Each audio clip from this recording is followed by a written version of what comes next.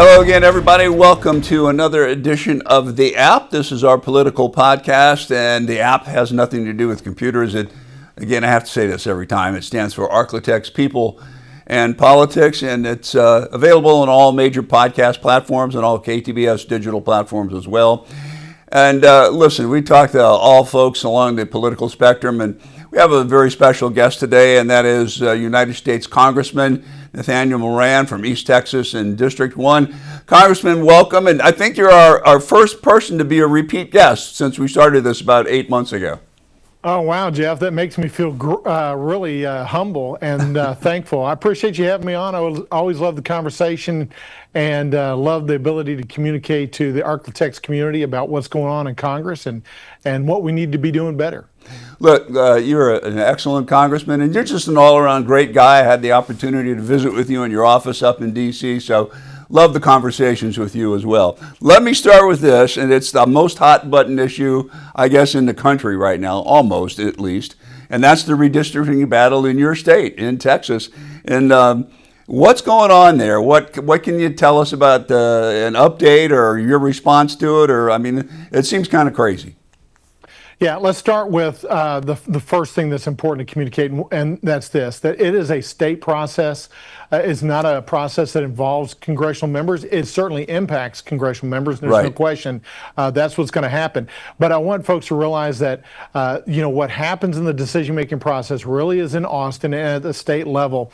That's number one. Number two is I've been just really surprised. Well, I shouldn't be surprised. I've been disappointed that the Democrats would leave the state, abdicate their responsibility, and not fulfill their fiduciary obligation to their constituents to simply stand in Austin, to debate the issues, and to decide them as best as possible, to cast their vote for their constituents, whether or not they win their vote or not. That's what happens in a legislative body is you debate openly, you stand there, you make your case. Ultimately, you make your vote according to how your constituents want you to vote.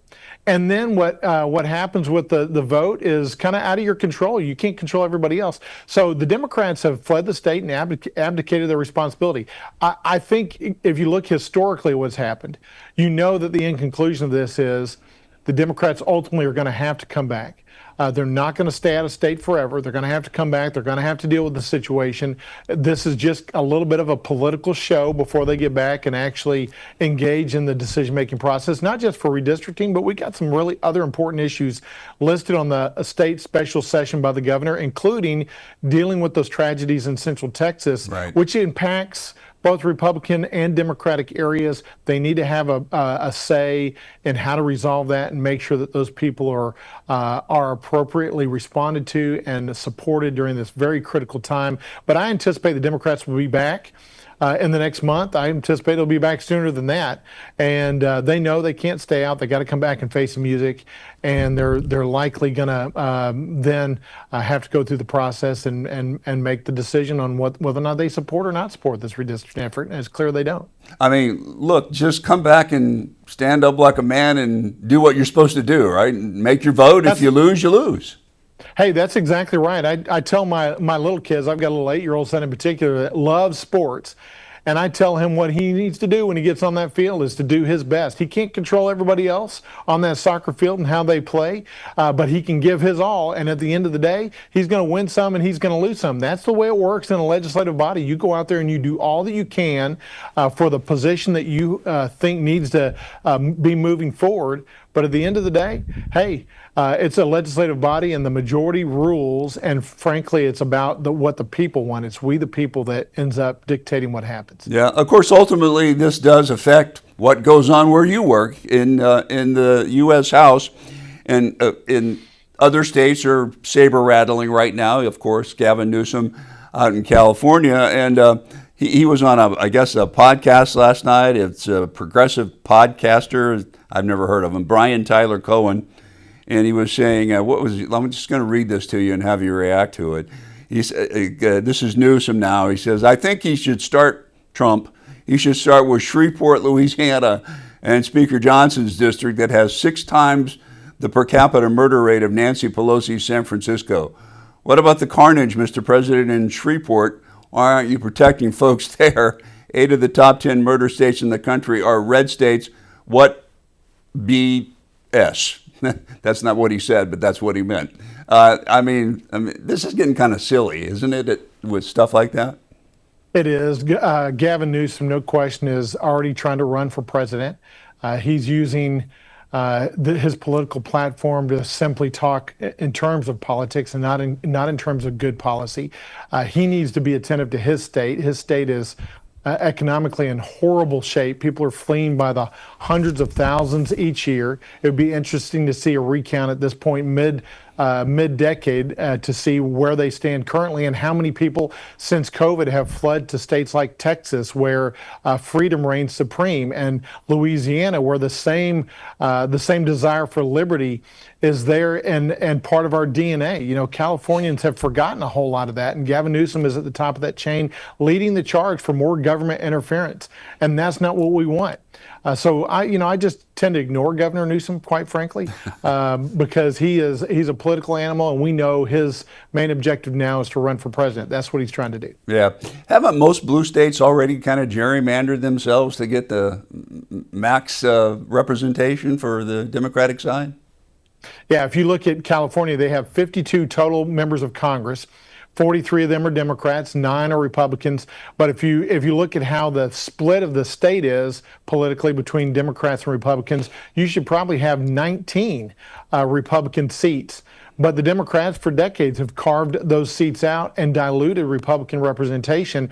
They've got such a supermajority in the state legislature there in California that Republicans can't do anything to stop what the Democrats want to do because they have the supermajority in both houses. You can look at Illinois. The same thing with Illinois. They should have upwards of 9 seats for Republicans, 7 to 9 seats, I think it is statistically. But there's 3 seats only for Republicans there currently. And then if you get to the Northeast, it's even more astonishing. You get in New England, you can look state by state by state, and there's not a Republican to be seen anywhere in the New England states, and that's because they have used the redistricting process to cut out Republican voices and to dilute their representation on both the state and the federal level. Listen, let's move on, and you touched on it briefly there, and that was the terrible tragedy with the flooding and the deaths of all the young people there. How tragic was that for your state? It was immensely tragic especially for the families. I just can't even imagine the devastation, the emotional toll that they're going through, and the loss of those young girls' lives from Camp Mystic. It's a horror that you just cannot even imagine. And as good Texans and good Louisianans would, we come to the rescue and the aid of people in need. And so I've been proud of the people of Northeast Texas that went down to the Central Texas region, 5.5 hours away, to help and assist during that time. We had members of fire departments and emergency response units up here that were part of the Swiftwater rescue units that were down there, and we had people serving in many different areas. We had a crisis response team that was down there that was serving the first responders to provide spiritual and emotional help during that time, as those first responders were really engaged for weeks on horrific response and rescue efforts. I was proud of fellow members of Congress. One member in particular that never would have tooted his own horn, but he went down there on his own accord. Morgan Luttrell, that went down there and just gave of his time as a former Navy SEAL to do diving in those waters and to help with the rescue and recovery efforts. And it's those quiet acts of service and love and kindness that go so far. That's what Louisianans and Texans and Arkansans are about. That's what the Arklatex region is about. We share those values, no matter where you are. We share the value of love of God and love of people, and that's why we serve our neighbors day in and day out. All right, let's switch gears a little bit here. You're on a break now from Congress and back in the district. Let's talk about some of the things going on there. And I know one is the Red River Army Depot. I had an opportunity to speak with Senator Cruz about that a couple of weeks ago, and there's some exciting stuff going on there, right? Yeah, there is. We for a while there we were really nervous, and we still remain very attentive to what's going on at the Red River Army Depot. It is a critical depot that remains at the top of the list of the things that we should be proud of in the United States. It's effective. It's an efficient use of taxpayer dollars. It helps keep our equipment operating for our servicemen and women on the battlefield. It keeps them safe while they're doing their job. So we need to stand firmly for the Red River Army Depot.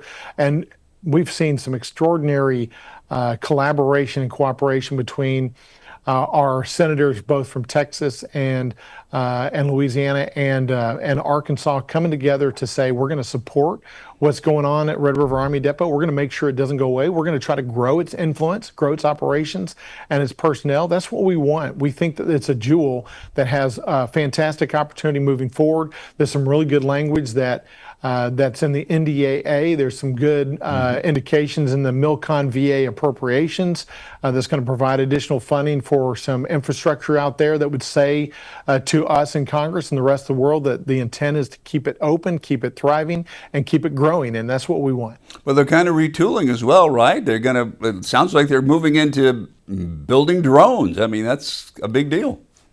Yeah, there's some opportunity there. We want to see that continue, that momentum towards those expanded opportunities, particularly in the drone areas, happen. But it's never a done deal until it's a done deal. So you got to keep the pressure on and keep pushing until you see it on the ground and in real terms. But the leadership there is extraordinary. The partnership with Tex Americas next door is extraordinary. When you're looking at one of the top industrial sites in the United States, it's right there. And for us to be able to promote that as an economic development possibility for companies that are looking to do more defense-related activities, I think it's a really good win-win situation. You did mention the NDAA, the National Defense Authorization Act, and what else in there will benefit Texas? Well, continued support for our service members. Texas, as you know, is a state that loves its military, loves its veterans, and the infrastructure needs of many of our military bases still is way behind where it needs to be as far as addressing those needs. So you'll see in the NDAA a continued investment in our troops as far as the growth of their pay. So that's number one. We're going to see additional pay bump, particularly on the lower end of our ranks, where there is a real need to incentivize people to join and to stay in the military. And then you're going to see a lot of infrastructure, particularly around housing and facilities in our forts that are here in Texas. Fort Hood is one of those in particular. And so we're going to see a lot of investment, both infrastructure and personnel wise, if the NDAA is followed. It's a great tract that does the things that it needs to do with the taxpayers' dollars. To build into our military to make sure that we remain second to none around the world, that we can exert strength when we have to, but we hope that we don't have to on the battlefield. We hope that people will recognize it's not a good idea to mess with the U.S. military. Never has been, never will be. And so that show of strength hopefully will deter bad actors. Of course, that's important for the Shreveport-Bossier area too, with Barksdale and Fort Hood around here, or not Fort Hood, what am I? I've lost my mind. Fort Polk. Fort Polk. Sorry, you threw me off track here. Hey, I saw a photo of you earlier this week. I think it was this week, and you visited a group called the Crisis Response Ministry. Explain to me what that is. Yeah, the Crisis Response Ministry is the crisis response team I was talking about that went down to Central Texas. Yeah. I've been a supporter of that group and have known a number of those members here in the East Texas region for a number of years, back to when I was a county judge here.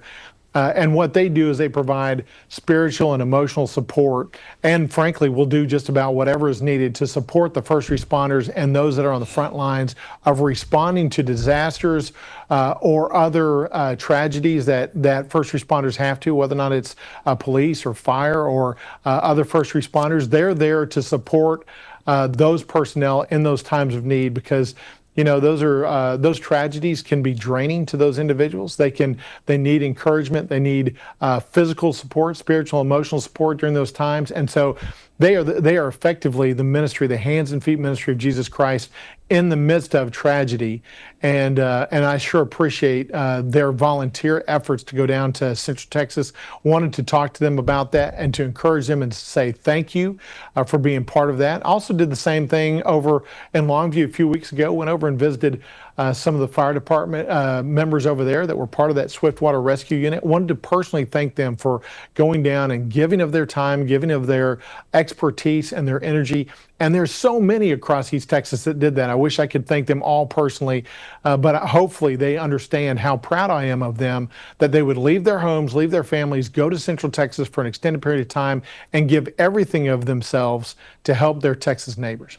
I want to backtrack just a little bit and not ask you about Gavin Newsom again. Just want to talk to you, get your broad thoughts on President Trump and what he's doing with bringing in the National Guard troops into D.C. Yeah, I think what President Trump is doing is going to bring the correct attention to a longstanding problem in Washington, D.C., and that is the D.C. Council has turned its back on law enforcement.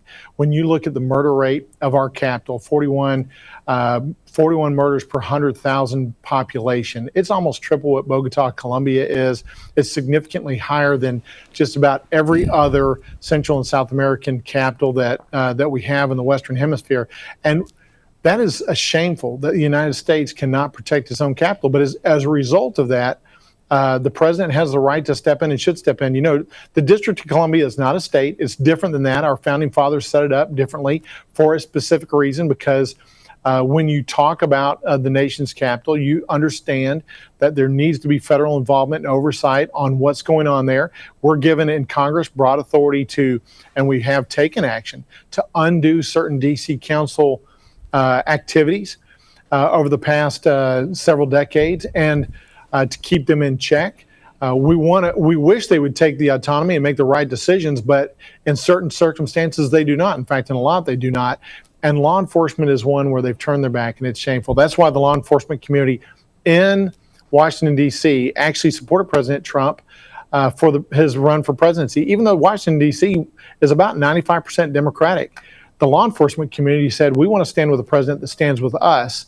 And you're seeing that happen. The president said enough is enough. Now, you're going to get good security. We already have good security around the Capitol and the White House, but you get outside that immediate area of the mall area and where visitors come and the Smithsonian, you get outside of that area, and there's some really bad areas of Washington, D.C. Mm-hmm. Unfortunately, we had an intern in D.C. this last summer that was murdered.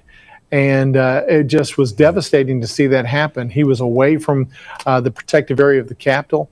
And so I think the president's going to bring good attention to this. I know it's a short-term 30-day solution, but I'm certain that this will get the attention. My hope is it'll get the attention of the D.C. Council, and they'll do what's right and up the law enforcement support.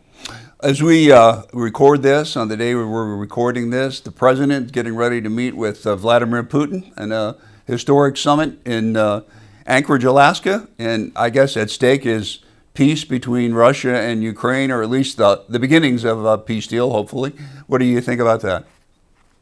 I'm grateful for the president and his exercise of authority and strength in the Oval Office on the world stage. It's really restored America's stance as the superpower and exerts authority over those issues in this world that ultimately are going to find their way to our borders. My hope is that he puts the screws to Vladimir Putin. Putin's the bad actor here. Mm-hmm. He's the wrongdoer. We do not want to acquiesce to his desires, but we want to enforce strength and tell him he needs to correct the wrongdoing that's happened in Eastern Europe. And I hope the president will let him know that there are additional consequences coming for the Russian government and for Putin if he does not behave appropriately. I'm not worried. I don't think I know the president is not going to put us in a position where we're going to get into a direct military conflict with Russia. That's not going to happen. But he's got a lot of other levers to turn and push, buttons to move that would influence the decision making of Vladimir Putin. And I think he will do that. My hope is he will do that. And I was glad to see that they're continuing to engage. President Trump is continuing to engage with our European partners, who ultimately are going to have to take long-term responsibility for the safety and security of that region. They've got to step up, and they are beginning to step up thanks to the influence and the persuasion of President Trump. Are you optimistic that they can at least get to the beginnings of some sort of peace negotiation here? I'm more optimistic now that I know that there's going to be a face-to-face meeting.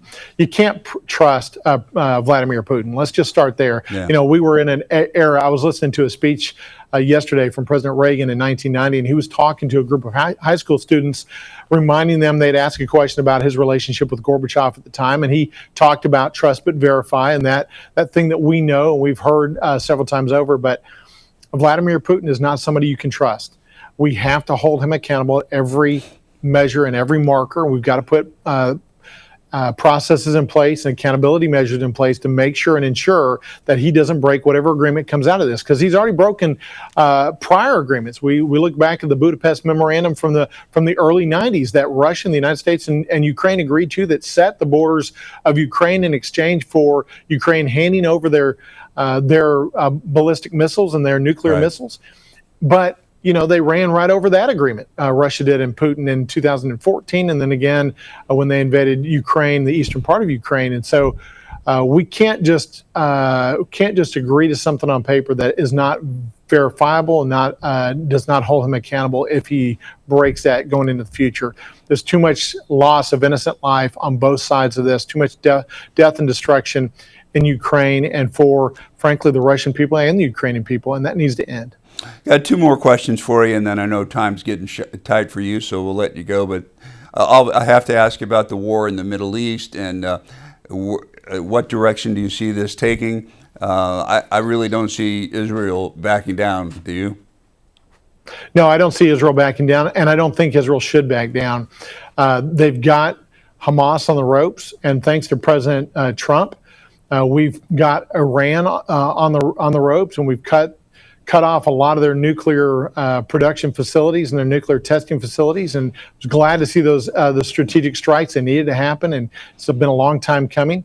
You notice that with what happened in Syria this year, and what's happened in Iran, and what's happened now with Hamas, you don't see Russian support in those areas like you used to, because Russia's military is really weakening in a lot of areas, and their influence is weakening in a lot of areas. And I think that's part of what President Trump knows he can use as a leverage point when he talks to Putin, is they no longer have worldwide influence like they used to with some of their friends and allies, because the United States has asserted its strength and their whole focus has been on Ukraine. So it's a leverage point they can use. But I think we need to continue to stand strong with Israel. I was glad and privileged to be in Israel last week with Speaker Johnson, who, by the way, is an extraordinary leader. They love him over there. They recognized him no matter where we went. They called his name out, the Israelis did, and they were so thankful that we have a Speaker of the House in Mike Johnson and a President Trump that's standing with our ally Israel and saying, we will not relent. We will push back against terrorism. We will, and we need to eradicate Hamas, Hezbollah, and the Houthis over there that are Iranian-backed proxies that are providing lots of instability in that region and are ultimately wanting to bring instability and destruction to the United States shores. We've got to stand strong with Israel so that never happens. Well, I know Speaker Johnson and Benjamin Netanyahu have a very good, very tight relationship, so that's a very positive thing. I'm going to leave you with something lighter here, I hope. Final question. UFC at the White House, what do you think about that? Oh, man, I think it is a great reflection of the fact that that President Trump has the understanding of real America, that he understands the culture of real America. He understands the hardworking men and women of America. You saw it in the One Big Beautiful Bill and the policies that were enacted in the One Big Beautiful Bill. I'm not a UFC guy. I don't follow UFC, but you know, it's just great to have a real strong leader in President Trump in the White House, and from time to time you just have to smile and and appreciate some of the more fun, lighthearted things in Washington, D.C. Listen, I'm not a UFC guy either, but I think it's great. I mean, it's good. It's okay to have fun, right? It is absolutely it is, and that goes back again to the fact that he really knows how to relate. You saw it during the campaign with the McDonald's service, and you saw it with him in a trash truck. Right. He's a working man. He's worked hard. And in Washington, D.C., you're not going to find anybody that's working harder than President Trump. He's up all hours of the night with great ideas and putting intentionality behind those ideas and making his staff work and making the departments work again. It's great to see those engines restored. Listen, I could talk to you for about another hour, but I know you got a buzz. So I really appreciate you taking the time to visit with us. Thank you, Congressman. Much appreciated. Thanks, Jeff. Have a great day. All right, Congressman Nathaniel Moran, thanks for watching this edition of The App, available on all major podcast platforms. Have a good one, everybody.